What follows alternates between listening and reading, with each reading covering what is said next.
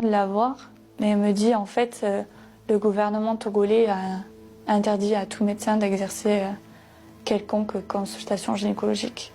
C'est-à-dire que si je te consulte là, je risque de me faire tuer. J'avais pris une assurance santé, je me dis bah elle aura pas de traitement sanitaire.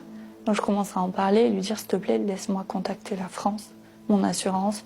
Il faut que je sois rapatriée, il faut que je rentre, il faut que je me fasse soigner. Et il me dit non, non, attends, on va essayer un autre hôpital. C'était loin, hein, je crois que c'était à plus de 3 heures de route, où il n'y a pas trop la police togolaise qui circule, etc. Et là, il y a un médecin qui accepte de me prendre, qui me fait une prise de sang et qui me dit bah oui, voilà, madame, en fait, les résultats sont tombés, vous avez bien une IST, vous avez la chlamydia, je vous donne un médicament, vous rentrez chez vous, ça va passer. Donc je me dis bon, ok, allez, ça va passer. Du coup, je rentre, je prends des antibiotiques. Au bout de 3 jours, je vois qu'il n'y a pas d'amélioration sur mon état de santé, je me sens pas bien du tout. Une nuit, à 4 heures du matin, j'entends le chant de la mosquée là qui me réveille et qui me dit mais tu peux plus vivre comme ça, c'est plus supportable, la douleur est trop douloureuse. Je vais réveiller donc la présidente de l'association et il me dit on prend la moto, on part dans un autre hôpital. Il y a un médecin qui accepte de me prendre et qui me dit là madame, il faut que je vous opère en urgence. Je dis m'opérer, enfin j'ai une IST, on n'opère pas d'une IST.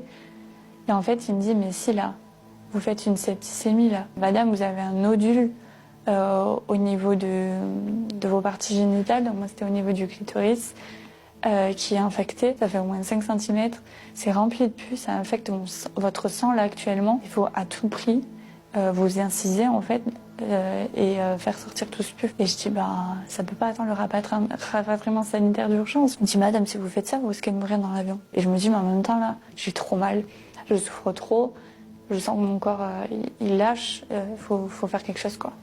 Donc je décide de lui faire confiance, donc je m'allonge, il me dit madame là j'y vais. Je dis, bah, allez-y, vous allez faire quoi? Et le temps que je dise, vous allez faire quoi?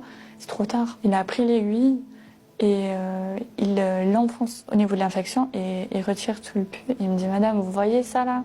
Tout le pus. Bien sûr, il n'y a pas d'anesthésie générale, il n'y a rien. Je hurlais de douleur et je lui dis, mais je m'en fous là, je veux pas voir le pus que vous sortez, s'il vous plaît, mais arrêtez là. Enfin, c'est un supplice là. Je me sens pas bien, je me sens partir, je vais m'évanouir et tout ça, etc. Et de là, il me dit, madame, je peux pas m'arrêter là, c'est trop important, je vais vous mettre une perfusion. Et en fait, j'ai rien compris à ce que c'était. Je crois que c'est une perfusion de vitamines pour que je reprenne un peu de force. Et de là, il prend un scalpel, il m'ouvre et là, je hurle de douleur.